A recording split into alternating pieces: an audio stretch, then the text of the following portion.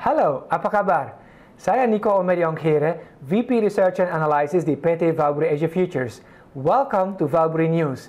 Hari ini saya akan coba menyampaikan research report terbaru kami mengenai should you wave goodbye or just buy, di mana saya akan coba menjelaskan apakah sekarang saatnya untuk masuk ke bursa saham atau justru meninggalkannya.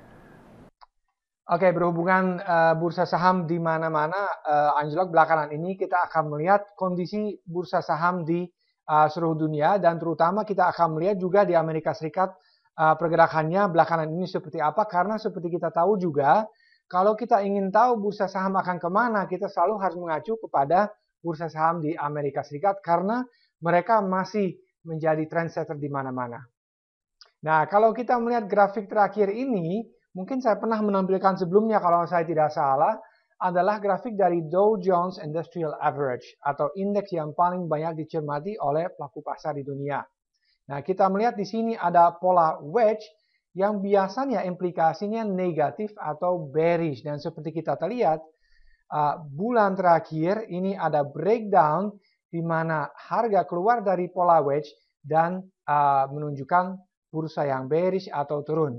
Nah, kedua juga kita melihat bahwa kenaikan di sini dalam pola wedge dibarengi dengan bearish divergence di momentum indicator. Dan kalau Anda misalnya melihat juga indikator yang lain seperti misalnya RSI dan juga MACD, Anda akan melihat pola yang sama di mana terjadi diskrepansi atau perbedaan di antara indikator teknikal di satu sisi dan pergerakan harga di sisi lain. Dan seperti saya pernah sampaikan sebelumnya, jika misalnya pola ini terjadi di mana indikator teknikal turun dibarengi dengan harga yang naik, pada akhirnya harganya akan mengikuti pergerakan indikator teknikal seperti terlihat pada saat ini.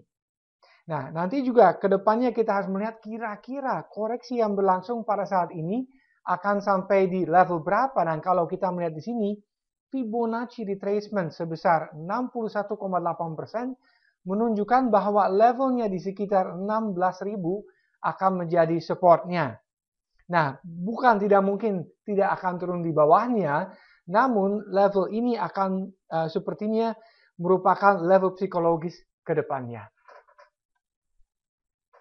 Nah, kalau kita melihat saat ini seperti apa konstelasinya di bursa saham, kembali kita akan melihat Dow Jones-nya, dan di sini kita melihat hourly charts atau chartnya satu jaman, di mana lebih jelas trennya pada saat ini. Kita melihat Elliott Wave nomor 1, 2, dan 3 sudah hampir selesai atau sudah selesai, di mana kita sekarang kemungkinan besar akan masuk ke wave 4. Artinya kalau kita melihat di sini, dalam jangka pendek ini, katakanlah beberapa hari ke depan, bisa terjadi rebound di Dow Jones sebelum kita nanti turun lagi dalam wave 5 di sini. Nah, kenapa saya pikir akan terjadi rebound dalam jangka pendek ini? Karena kalau kita melihat RSI di bawah, ada semacam bullish divergence yang menunjukkan bahwa harganya mungkin sudah jenuh jual dan akan segera naik dalam jangka pendek ini. Jadi sekali lagi, memang koreksi yang berlangsung pada saat ini belum selesai karena masih ada 4 dan 5, tetapi dalam jangka pendek kita melihat bisa terjadi rebound-nya. Nah, lebih lanjut kalau kita melihat S&P 500, ini jelas sekali terpampang kenapa terjadi koreksi belakangan ini. Kenapa demikian? Karena kalau kita melihat sejak bulan Januari Februari, belum pernah terjadi koreksi lagi yang menuju ke long term trend line yang terlihat di sini. Jadi wajar saja kalau kita melihat memang ada koreksi, karena kebanyakan juga orang bilang, well, it's about time. Artinya memang sudah saatnya untuk terjadi koreksinya.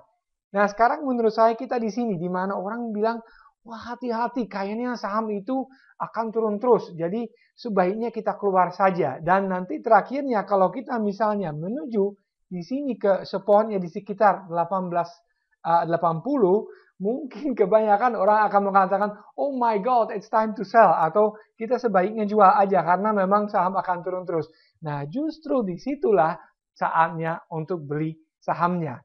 Nah, kalau kita melihat chart berikutnya, kita melihat lebih jelas lagi, short term trend line di sini sudah dipecahkan ke bawah.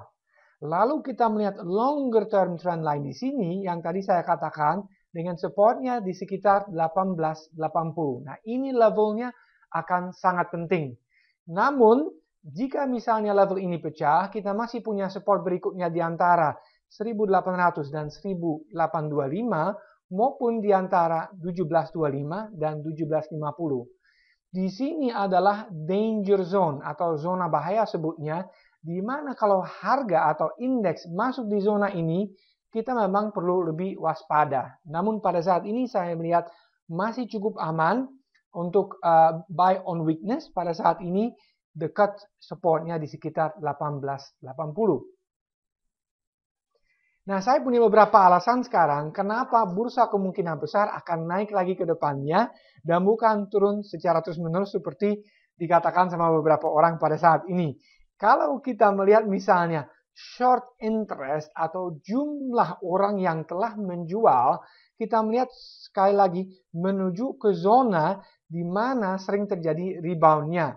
Memang masih ada kemungkinan bahwa ini akan lebih jauh seperti misalnya sebelumnya di sini pada tahun 2011 dan juga 2009, namun kita kembali masuk ke zona yang lebih menarik untuk beli saham karena begitu banyak orang telah menjual sahamnya.